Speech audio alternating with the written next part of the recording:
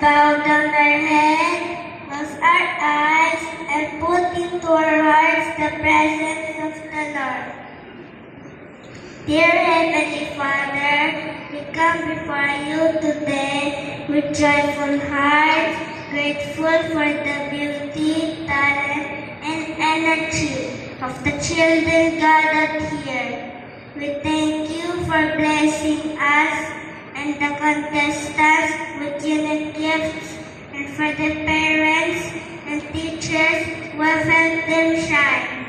Lord, as we begin this pageant, we ask for your guidance.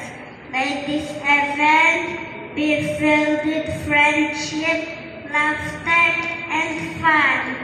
We pray that every child shines brightly, and that this experience brings joy to everyone present here today. May this competition honor you by celebrating the special, innocent, and wonderful children you have created.